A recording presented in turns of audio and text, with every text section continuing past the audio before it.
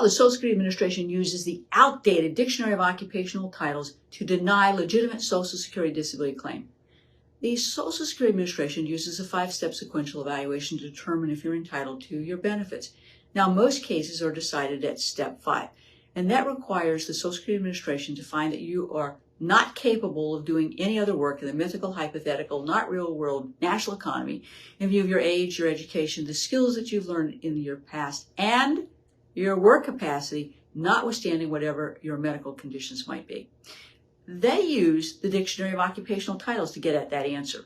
Now, that Dictionary of Occupational Titles was last updated in 1977.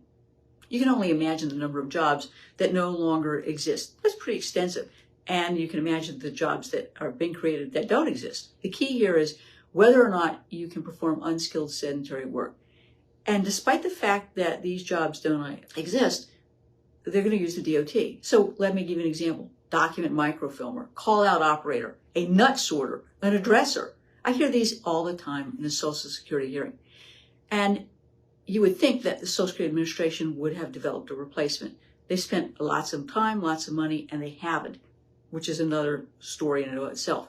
But there are other tools out there that could be used, like ONET, for example, or OASIS. Those are tools that do exist that are legitimate and recognized by courts. I think that that's where the Social Security Administration should be going, and forget about trying to develop their own system. I think you should be calling your congressperson and the SSA Commissioner's Office about this travesty of justice and say, look, stop using this outdated DOT. Use what's available, and let's make this a legitimate determination as to whether or not I can do other work in the national economy in view of my age, education, the skills I've got, and my restrictions and limitations. Don't you agree? If you have any questions about your rights to Social Security benefits, call me today at 727-894-3188 for a complimentary consultation.